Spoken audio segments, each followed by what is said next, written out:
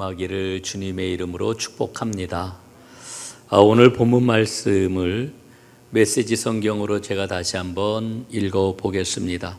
한번 잘 들어보시기를 바랍니다. 그러므로 유치원생 수준으로 그리스도를 그리는 데서 벗어나 멋진 작품을 만드십시오. 그리스도 안에서 무럭무럭 자라가십시오. 그 기초가 되는 진리는 자기 힘으로 구원받으려는 노력을 버리고 하나님께 돌아서서 그분을 신뢰하는 것과 세례에 관한 가르침과 안수와 죽은 자의 부활과 영원한 심판입니다. 하나님께서 도와주시면 우리는 이 모든 진리를 충실하게 붙들 수 있을 것입니다. 그러나 그 이상의 것이 있습니다. 그러니 계속 나아가십시오.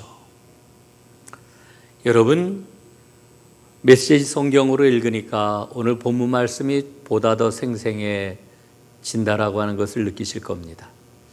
오늘 우리가 읽고 있는 본문은 우리가 사용하는 개역개정 한글판으로도 아주 굉장히 번역이 잘 되었지만 이렇게 쉬운 성경으로 읽으면은 생생한 입말처럼 살아나서 은혜가 더욱더 되는 것을 느낍니다. 오늘은 웨슬리 회심 284주년 기념 주일입니다. 회심이 뭘까? 저는 회심에 대해서 이렇게 고백을 합니다. 회심은 하나님을 하나님 되게 하는 거다. 회심은 인간을 인간 되게 하는 것이다. 이런 그 고백을 저는 합니다. 사랑하는 여러분, 이 믿음을 여러분들도 꼭 붙잡으시기를 권해드립니다. 여러분, 284년 전에 웨슬리가 회심하고 그 믿음의 유산을 감리교인들에게 남겨주었는데 오늘날 전 세계 감리교인들이 7,600만 명입니다. 그런데 웨슬리의 유산은 7,600만 명의 감리교인뿐만 아니라 성결교회가, 또한 구세군이, 또한 나사렛 교회가, 그리고 그가 원래 몸담았던 성공회가 이 웨슬리 신앙의 큰 영향권 아래 있는 것을 지금도 봅니다. 그뿐만 아니라 조금 더 널리 보면은 오순절 교회까지도 웨슬리 신앙 운동을 이어받은 교회라고 이렇게 이야기할 수 있습니다. 여러분, 오늘 웨슬리의 그런 그 믿음을 이야기를 하는데 웨슬리 믿음의 핵심이 무엇일까? 생활신앙입니다. 생활신앙. 감리교의 신앙은 영국에서 웨슬리를 통해 가지고 복음을 살아내는 운동으로 정착을 했고요. 그래서 영국 사회를 변화시켰습니다. 그리고 미국으로 건너가서 이 감리교 신앙이 꽃을 피우게 되지요. 미국에서 신실한 믿음의 사람들로 살아가던 이 감리교인들이 지금으로부터 130여 년 전에 아펜젤러 선교사를 대표로 해가지고 한국 땅에 복음을 전해 주었습니다. 그래서 오늘날 한국교회 신앙에 아주 중요한 터전을 마련하는 데 큰 공헌을 했지요. 여러분, 웨슬리는 평생토록 복음으로 살아가기를 간절히 원했던 사람입니다. 그가 어떻게 살았을까? 그의 일기를 보면은 여러 가지 생생한 이야기들이 많이 나오는데 1753년 11월 26일 일기에 보면은 웨슬리가 나의 묘지에 쓸 비문이라고 하는 글을 썼습니다. 거기에서 이렇게 이야기를 합니다. 여기 존 웨슬리의 육신이 잠들다. 불길 속에서 건져진 타다 남은 나무 조각 같은 그가 나이 51세에 폐병으로 죽다. 죽은 후에 보니 그의 부채를 갖고 나서 10파운드 정도 남았다.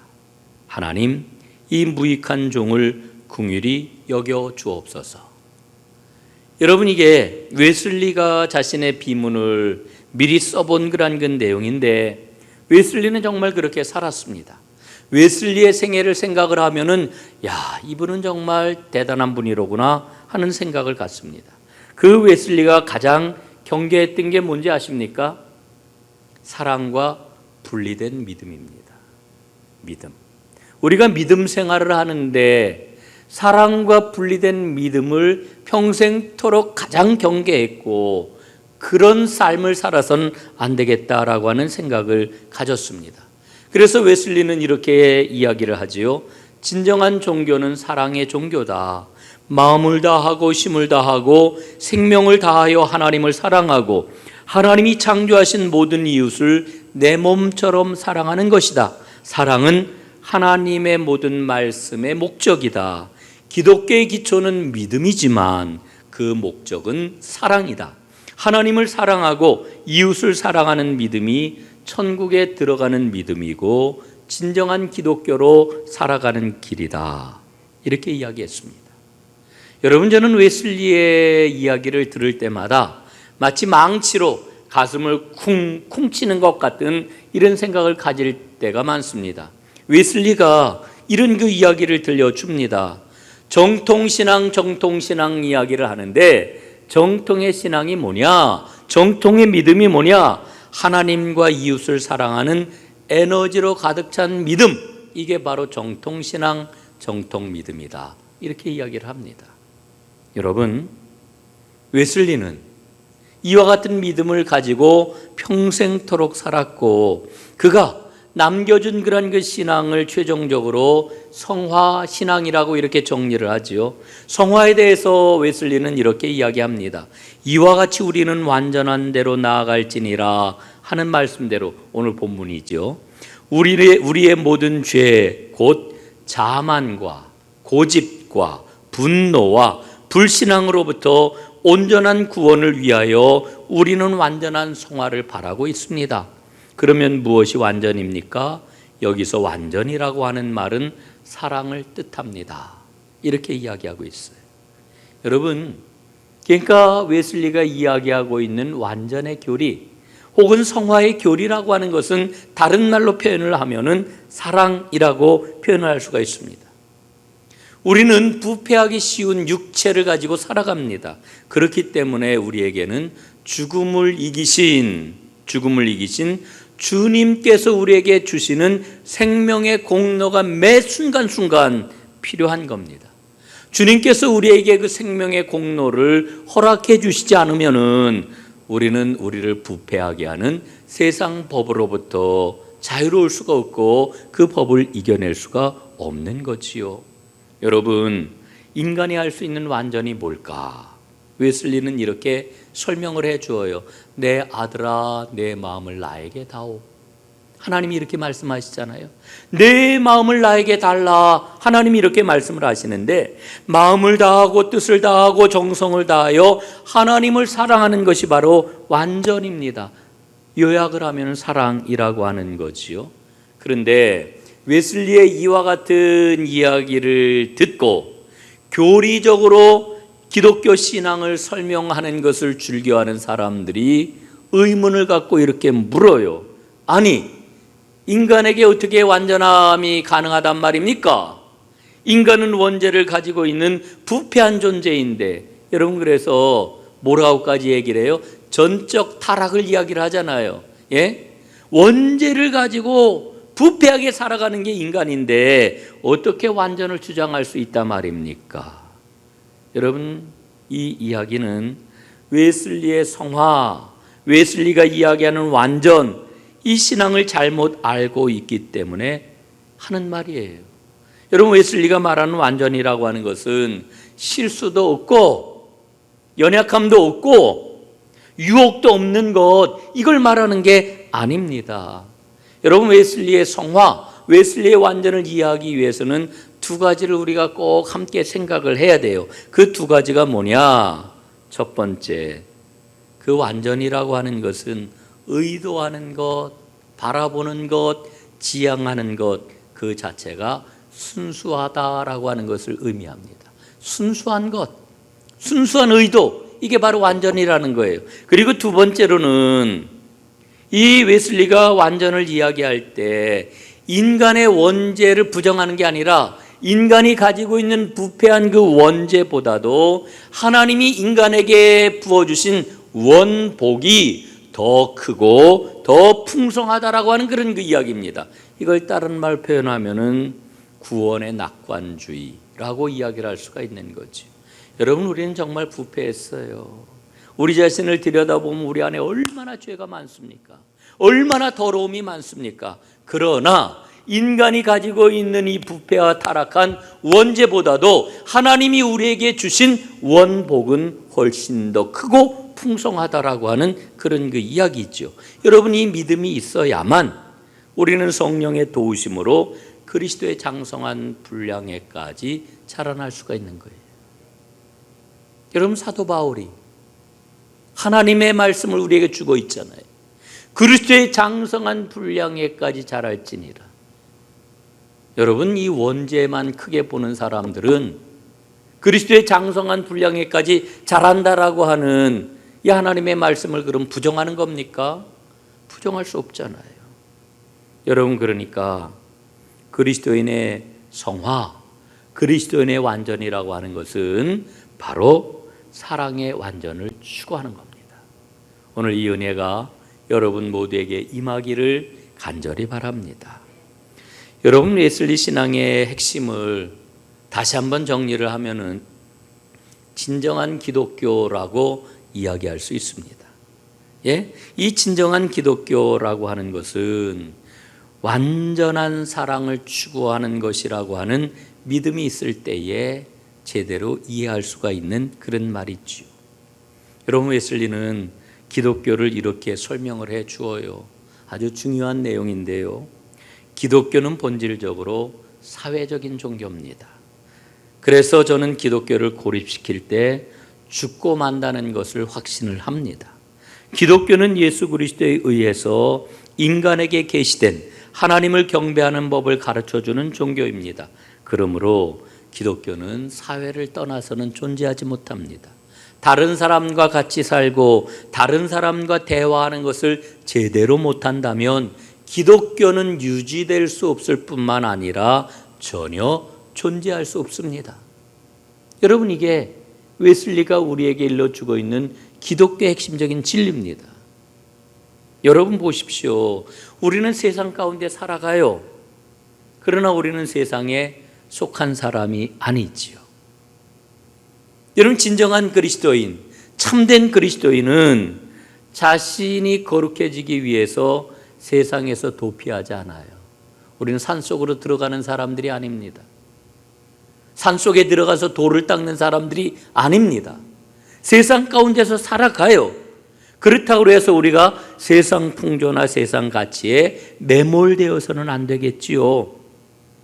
세상에 살지만 세상에 속하지 않는 삶, 되게 어렵지요. 이게 우리 기독교인이라는 거예요. 우리 감리교인이라는 거예요. 세상에서 살고 있지만 세상에 속하지 않는 삶, 함께 살고 있지만 구별된 삶, 이게 바로 오늘 우리의 그런 그 믿음이어야 한다라고 하는 거지요. 이와 같은 삶이 어떻게 가능할까? 웨슬리는 이걸 어떻게 설명을 해주고 있느냐 하면은 불의한 재물에 대한 청지기의 삶이 바로 이 삶이다, 이렇게 이야기를 해요. 불의한 재물에 대한 청지기의 삶. 여러분, 이 이야기도 어렵지요. 쉽게 웨슬리의 말을 가지고 설명해 드릴게요. 웨슬리가 세 가지 구호를 늘 성도들에게 외쳤어요. 그 세 가지 구호가 뭔지 아세요? 여러분 잘 아는 겁니다. 모르는 거 아니에요. 첫째, 할 수 있는 대로 많이 벌어라. 둘째, 할 수 있는 대로 많이 저축해라. 셋째, 할 수 있는 대로 많이 나누어라. 얼마나 간단해요. 어려워요? 여러분, 이해하는데 전혀 어렵지 않지요. 실행하는 것은 어렵지요. 여러분 보십시오. 재물은 불의할 수 있어요. 그 불의한 재물에 대해서 그럼 우리가 어떻게 살아야 되느냐? 청지기적인 믿음을 가지고 살아야 된다는 거죠. 많이 버세요. 많이 저축하세요. 그리고 많이 나누세요. 이게 웨슬리가 우리에게 일러주고 있는 삶의 내용이에요. 우리는 세상 속에서 살아가지만 세상과 구별된 사람이라고 하는 거지요. 사랑하는 여러분, 웨슬리가 일러준 이 믿음처럼 여러분 많이 버시기 바랍니다. 그리고 많이 저축하시기를 바랍니다. 그리고 많이 나누시기를 주님의 이름으로 부탁을 드립니다. 여러분, 우리 감리교회는 성화의 전통을 갖고 있는 교회지요. 그런데 이 성화라고 하는 것은 개인의 성화로 끝나지를 않아요. 이미 웨슬리가 이야기한 것처럼 기독교는 사회적 종교다라고 이렇게 진정한 기독교를 이제 규정을 했던 것처럼 이 개인의 성화는 사회적 성화를 통해서 완성이 된다고 웨슬리는 우리에게 분명히 일러주고 있습니다. 그러니까 개인적인 성화에서 시작을 해가지고 사회적인 성화를 실천하게 될 때에 완전한 성화가 이루어진다라고 하는 거지요. 여러분, 이게 우리 감리교회의 아주 굉장히 큰 특징일 뿐만 아니라 우리의 큰 무기입니다. 오늘 제가 여러분들에게 기독교 대한감리의 사회신경이라고 하는 문서를 주보에 첨부해 가지고 나누어 드렸습니다. 처음 보시는 분들도 많을 거라고 생각을 합니다. 여러분, 기독교 대한감리의 사회신경이 언제 제정이 되었느냐 하면 1930년에 제정이 되었습니다. 1930년이 어떤 해냐 하면은 여러분, 우리가 미국 그 남북감리교회를 통해서 복음을 1884년도 아펜젤레를 통해 가지고 전해받았는데, 여러분 1930년에 기독교 조선감리회가 이제 출발을 합니다. 그러니까 한국의 감리교회가 새롭게 출발을 한 거예요. 이렇게 새롭게 출발을 할 때에 두 개의 중요한 선언을 하게 되는데, 그 두 개의 선언이 뭐냐? 첫째는 교리적 선언입니다. 교리적 선언은 여러분 많이 보셨을 거예요. 우리가 그 교독도 하고 또 공부도 하고 이랬으니까 많이 보셨을 텐데, 그때 교리적 선언과 함께 그 채택된 게 바로 이 사회신경입니다. 사회신경. 1930년에. 대단한 겁니다. 이 사회신경을 우리가 쭉 가지고 오다가 1997년도에 전면 개정을 하게 되었는데, 오늘 나누어 드린 것은 바로 1997년도에 개정을 한 사회신경이 되겠습니다. 여러분, 이 사회신경을 보면은 맨 앞에 지금 여러분 나눠 드린 거 기독교 대한감리회 사회신경 해가지고 저 첫 번째 페이지에 있는 게 사회신경의 전문입니다. 전문. 그리고 한 장 넘겨보게 될 것 같으면은 11개의 조항이 나오지요. 첫째, 하나님의 창조와 생태계의 보존. 둘째, 가정과 성, 인구정책. 셋째, 개인의 인권과 민주주의. 넷째, 자유와 평등. 다섯 번째, 노동과 분배 정의. 여섯 번째, 복지사회 건설. 일곱 번째, 인간화와 도덕성 회복. 여덟 번째, 생명공학과 의료윤리. 아홉 번째, 그리스도의 유일성과 정의사회 실현. 열 번째, 평화적 통일. 11번째, 전쟁 억제와 세계평화. 이렇게 11개 조항으로 되어 있는데, 이 사회신경이 갖고 있는 의미는 아주 굉장히 각별합니다. 무엇보다도 한국교회의 유일한 사회신경이라는 거예요. 최초의 사회신경이라고 하는 거예요. 여러분, 이 사회신경은 웨슬리가 우리에게 물려준 사회성화라고 하는 이 신앙의 정체성을 뚜렷하게 보여줍니다. 뿐만 아니라 이 사회신경이 발표가 되고 나서 한국교회가 사회에 어떤 문제가 생겨나게 되었을 때 기독교적인 대안이 뭐냐?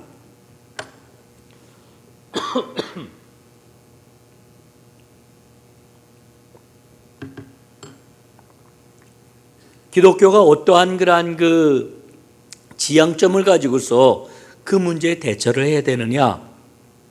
그 기준이 늘 됐던 것이 바로 이 사회신경입니다. 여러분, 한국에 계신 교단이 모두 몇 개나 됩니까? 여러분 아세요? 잘 모르시죠? 저도 잘 몰라요. 너무너무 많아가지고. 어떤 분은 180개, 190개. 또 어떤 분은 200 몇십 개, 이렇게 된다고 이야기를 하는데, 저도 잘 모르겠어요. 그런데 그 100여 개가 넘는 그러한 그 개신교단 가운데 이 사회 원리, 사회신경을 갖고 있는 교회가 있을까요? 우리 감리교 말고는 없어요. 우리 큰 자랑입니다. 우리의 자산입니다. 큰 자산이에요. 여러분, 우리가 가톨릭 교회를 보면은요, 가톨릭은 교황의 칙령을 토대로 해가지고 583개 조항에 이르는 사회 교리를 갖고 있어요. 이건 2000년 역사 속에서 형성된 역사적 교리라고도 이렇게 이야기를 할 수가 있고요. 우리 한국 감리교회의 복음을 전해준 미연합 감리교회를 보면은 총 60개 조항에 이르는 사회 원리를 갖고 있어요. 우리 감리교회, 한국 감리교회는 거기에 비할 바는 못 되지만은 11개의 조항의 사회신경과 3개의 부속 문서를 갖고 있습니다. 그러니까 우리가 어떻게 신앙생활을 이 땅에서, 이 세상 속에서 해 나가야 되는지 그 사회적 원리와 신앙의 지침을 갖고 있는 교회가 한국 감리교회다, 이렇게 이야기할 수 있는 거죠. 그런데 안타까움이 있어요. 여러분, 처음 보신 분이 많은 것처럼 잊혀진 문서가 되고 말았어요. 어느 누구도 이야기를 안 해요. 그냥 교리장정 속에 묻혀가지고 먼지만 수북히 뒤집어 쓴 이런 문서가 되고 말았어요. 여러분, 우리가 웨슬리 이야기를 할 때마다, 웨슬리의 감리교 운동을 이야기를 할 때마다 어떤 이야기를 빼놓지 않고 합니까? 영국의 웨슬리 신앙 운동이 영국을 피해 혁명으로부터 구해냈다. 이렇게 역사가의 그러한 그 평가를 늘 자랑스럽게 떠올리죠. 여러분, 그도 그럴 것이 바다 건너 이웃나라인 프랑스는 대혁명이 일어나가지고 얼마나 수많은 사람들이 목숨을 잃었습니까? 그런데 영국은 그러지 않았거든요. 여러분, 우리가 웨슬리의 그 이야기를 자랑스럽게 하는 그 핵심이 무엇입니까? 회심한 그리스도인의 변화된 삶이 사회를 새롭게 했다라고 하는 거예요. 다시 말씀을 드리면 우리 웨슬리의 그런 그 신앙운동은 개인의 변화에서 끝나지 않고 사회를 변화시켜냈다라고 하는 그런 그 이야기죠. 여러분, 그래서 이 웨슬리로부터 시작된 자랑스러운 사회 성화의 전통을 오늘 한국 교회가 살려내야 된다는 거죠. 여러분, 이 사회신경 열심히 읽으세요. 그리고 기회가 닿으면은 여러분들과 이 사회신경을 공부하는 그런 그 시간을 제가 가져보려고 합니다. 우리 교회가 어느 한쪽에 치우치지 아니하고 진정한 복음을 가지고 나 자신은 물론이고 우리의 가정은 물론이고 우리의 공동체는 물론이고 이 세상에 복음으로 세상을 온전하게 섬기며 변화시키는 이와 같은 역할을 잘 감당할 수 있기를 간절히 바랍니다. 이 웨슬리의 회심을 다시 한번 생각을 좀 해보도록 하겠습니다. 웨슬리는 1738년 5월 24일 영국 올더스게이트 거리에 있는 아주 자그마한 집회 장소를 찾았어요. 모라비안 교도들이 모여가지고 집회를 하는 곳이었어요. 그런데 그날 웨슬리의 일기를 보면은요, 나는 마음이 내키지 않았지만 무언가에 끌리는 것처럼, 혹은 선뜻한 그런 그 마음이 아니었지만 이상하게 집회에 참석을 했다는 거예요. 그리고 거기에서 회심을 했어요. 여러분, 자그마한 집회 장소에 들어가 봤더니 사람들이, 많지 않은 사람들이 모여 앉아 있었는데 이름을 알 수도 없는 어떤 사람이 앞에서 루터의 로마서 주석 서문을 읽고 있었어요. 본문도 아니에요. 로마서 주석 서문을 읽고 있었는데 저 뒷자리에 앉아있던 웨슬리가 그 서문을 읽고 있는 것을 들을 때에 그의 마음이 어떻게 했다고요? warm heart, 마음이 따뜻해졌대요. 마음이 뜨거워졌대요. 거기서 놀라운 변화가 일어났어요. 여러분, 저는 그 일기를 다시 한번 보면서 어떤 생각이 들었느냐 하면은, 회심은 주도권이 완전히 바뀌는 거구나. 주인이 바뀌는 거구나. 여러분 보세요. 웨슬리가 내가 회심해야 되겠다. 내가 변화해야 되겠다. 내가 새로워져야 되겠다. 내가 새로운 결단을 해야 되겠다. 이런 마음이 있었던 거 아니거든요. 방황하는 마음을 갖고 있다가 이상하게 알 수 없는, 내키지 않는 그런 그 발걸음을 하면서 그 모라비안 교도들의 집회에 참석을 했어요. 그리고 이름도 없는 한 무명의 사람이 설교하는 것도 아니고 루터의 로마서 주석 서문을 읽고 있는데 그 이야기를 듣는 순간 그의 마음이 따뜻해지고 그 순간 그는 확신을 갖게 되었다는 거예요. 어떤 확신을 갖게 되었을까요? 예수님 한 분이면 되는구나. 예수 그리스도, 그분이 나를 사랑하시는구나. 그분이 나의 구세주이시로구나. 그분이 나를 구원해 주셨구나. 죄와 사망의 법에서 나를 건져 주셨구나. 그 확신을 갖게 되었다라고 하는 거지요. 여러분, 이번 웨슬리 회심 집회를 제가 참석을 하면서 김진두 목사님 하셨던 이야기를 기억해요. 많은 사람들이 웨슬리의 회심을 부풀리고 있어요.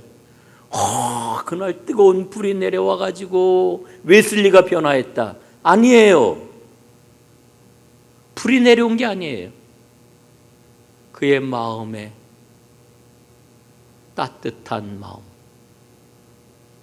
그의 마음에 주님의 세미한 음성 들리면서 예수는 나의 구세주, 예수님 한 분이면 모든 것이 다 해결이 된다. 웨슬리는 그날 그 마음이 따뜻해지는 확신을 통해 가지고 완전한 변화를 체험을 했습니다. 그 변화가 뭘까요? 저는 웨슬리에게 온 그 변화가 무엇이었을까? 그의 글들을 보면서 세 가지를 확신하게 되었습니다. 웨슬리 회심이 가져온 변화, 그 세 가지를 오늘 여러분들과 함께 생각을 하고 오늘 말씀을 갈무리 짓도록 하겠습니다. 첫 번째, 웨슬리 회심은 웨슬리에게 종교적 우월감에서 해방을 가져다 주었습니다. 세 가지 해방 가운데 첫 번째는 종교적 우월감에서 해방이 된 거예요. 여러분, 웨슬리는 영국 성공의 신부였습니다. 그것도 그의 아버지의 뒤를 이어가지고 신부가 되었습니다. 당시 종교적인 상황에서 보면은 그는 성공의 안에서 인정받을 만한 완전한 조건을 갖추고 있었던 거지요. 그리고 그가 사제 서품을 받자마자 손들고 선교사로 제가 가겠습니다. 신대륙 미국 조지아 인디언들을 선교하기 위해서 내가 선교사로 가겠습니다. 자원해가지고 선교사로 갔어요. 이 완벽한 종교적인 신분을 갖춘 데다가 선교의 열정까지 갖춘 사람으로 인정을 받은 거지요. 그러니까 웨슬리는 그 누구하고 비교해도 손색이 없는 아주 훌륭한 기독교인이었다라고 하는 거지요. 그런데 회심을 통해 가지고 그와 같은 종교적인 우월감으로부터 그는 해방이 되어요. 두 번째, 웨슬리는 학문적 우월감에서 해방이 되었습니다. 웨슬리는 굉장히 명석한 사람이었지요. 그는 옥스퍼드 대학 크라이스트 처치를 나왔는데 학문적 재능이 얼마나 뛰어났는지 그가 졸업을 하면서 옥스퍼드 대학 링컨 칼리지의 연구 교수로 부임을 하게 됩니다. 그의 그러한 선배들은 웨슬리를 교수 요원으로 계속해서 육성을 하려고 그랬습니다. 여러분, 그런데 회심을 겪은 이후에 웨슬리는요, 학문적으로 성경의 진리를 변증하는 일에 집중을 한 게 아니라 성경적 진리의 바탕을 둔 실천신앙, 행동하는 그리스도인의 길을 걸었다라고 하는 거예요. 그는 지적인 우월감, 학문적인 우월감으로부터 해방을 받아요. 세 번째, 이게 제일 중요한 건데, 웨슬리는 회심을 통해 가지고 인간적인 열심으로부터 해방이 되었어요. 여러분, 그는 옥스퍼드 대학에 다닐 때부터 신성구락부를 만들었지, 동생과 함께. 그래서 규칙적으로 성경을 읽고, 규칙적으로 기도를 하고, 규칙적으로 자선과 구제를 행하고, 규칙적으로 사회활동을 하고, 규칙적으로 공부를 하고, 모든 일에 전혀 틈이 없었어요. 그래서 얼마나 철저하게 규칙적으로 틀림없이 일을 하는지 사람들이 규칙쟁이라고 하는 별명을 붙여주었어요. 그게 바로 메소디스트라고 하는 말이에요. 오늘날 감리교회라고 하는 이름이 되었잖아요. 여러분, 회심하기 이전에 웨슬리가 보여줬던 게 뭐냐 하면은 예수 그리스도 없이도 얼마든지 인간적인 열심을 가지고 활동할 수 있다. 신앙의 활동을 예수 그리스도 없이도 얼마든지 할 수 있다라고 하는 것을 보여준 거지요. 그러나 중요한 것은 그 인간적인 열심을 가지고서는 구원을 이룰 수가 없는 거지요. 그래서 웨슬리는 이렇게 회심한 이후에 고백해요. 아무리 인간적인 공적이 대단할지라도 그것이 그리스도를 믿는 믿음 안에서 이루어진 것이 아니라면 똥이나 찌꺼기에 불과해서 꺼지지 않는 불에 태워질 뿐이다. 여러분, 겉으로 드러나는 열심이 중요하지 않아요.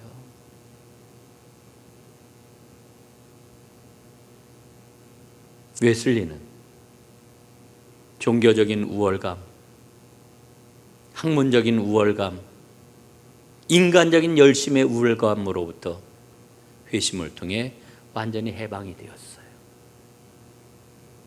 오직 내게 필요한 것은 예수 그리스도 한 분, 당신뿐입니다.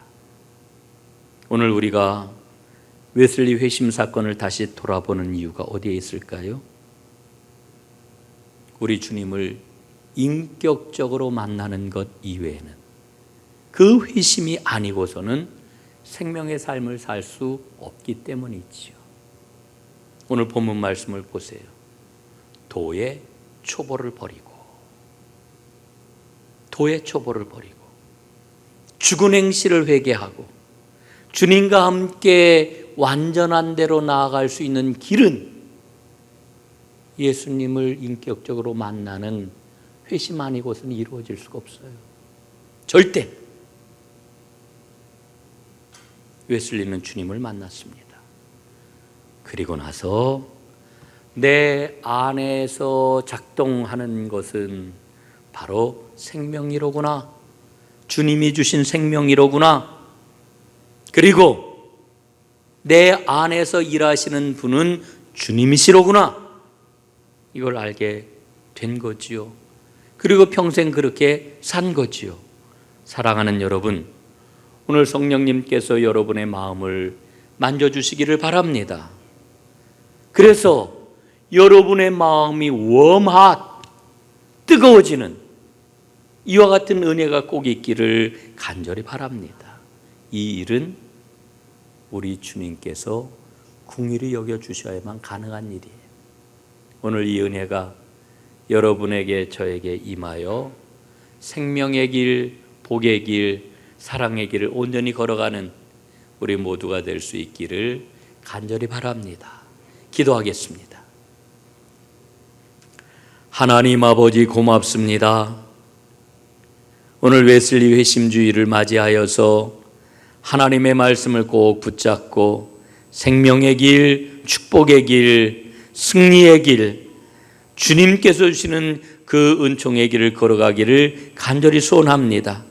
하나님 저희를 긍휼히 여기셔서 예수님을 진정 인격적으로 만나게 하시고 만난 그 예수님의 손을 꼭 붙잡고 날마다 생명을 선택하며 주의 길을 한 걸음 또 한 걸음 걸어가는 하나님의 사람들 다 되게 하옵소서. 예수님 이름으로 기도드리옵나이다. 아멘.